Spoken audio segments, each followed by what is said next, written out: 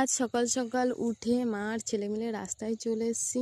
December মাস চলছে, স্কুলের final পরীক্ষাও হয়ে গেছে, স্কুল টিউশনি দুটোই এখন ছুটি। মা আর ছেলে মিলে গল্প করতে করতে আমাদের ঢালাই রাস্তার ওখানে যাচ্ছি। ওকে এটাই বলছি, যখন আমরা ছোট ছিলাম আমাদের স্কুলে ফাইনাল পরীক্ষা হয়ে গেলেও আমরা এই সময়টায় ভোরবেলা উঠে ছুটতে যেতাম। গল্প করতে করতে দেখি ও জ্যাকেটের চেনটাই লাগাতে ভুলে গেছে। তোকে বললাম যে চল জ্যাকেটের চেনটা লাগিয়ে নে, তারপরে দেখ। রাত্রে হা করে ঘুমাচ্ছিল, গালের সাইড থেকে নালা বেরিয়ে সাদা সাদা হয়ে গেছে। ও আমাকে বলছে, আমি যখন রাত্রে ঘুমাচ্ছিলাম তখন তুমি আমার মুখটা বন্ধ করে দিতে পারোনি, তাহলে আর এটা হতো না। আমি ওকে বললাম, তুই যখন ঘুমাচ্ছিলি তখন আমিও ঘুমাচ্ছিলাম, আমি জেগেছিলাম না।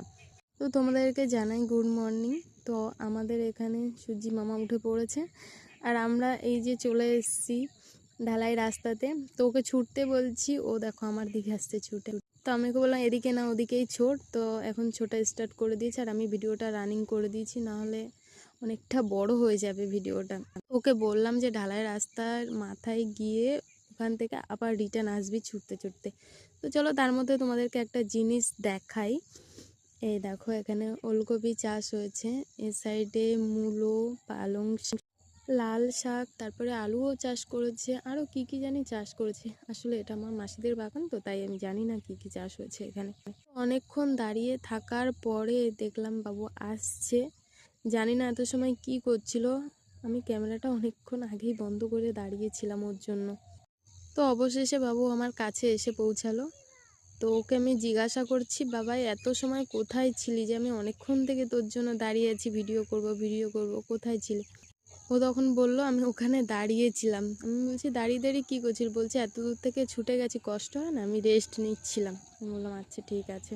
ও আমাকে বলছে কালকে তুমি আমার সঙ্গে ছুটতে যাবেন, দেখবে কীরকম কষ্ট হয়। অনেক দিন পরে ছুটছে, প্রথম দিন একটু তো কষ্ট হবে। তো ওকে সেটাই বললাম। তারপরে এখানে বসে বসে বাবু রেস্ট নিচ্ছে। দেখো জানি না কি বলছে একা একা আর কি ভাবছে। আমি এটা দেখেই তো পুরো অবাক হয়ে গেলাম, হাতটা নাড়িয়ে নাড়িয়ে কী করছে এটা, আর বিড়বিড় করে এক মনে কি ভেবেই যাচ্ছে, বলেই যাচ্ছে। আমি ওর সামনে বসে বসে দেখছি আর হাসছি, জানি না কি ভাবছে মনে মনে।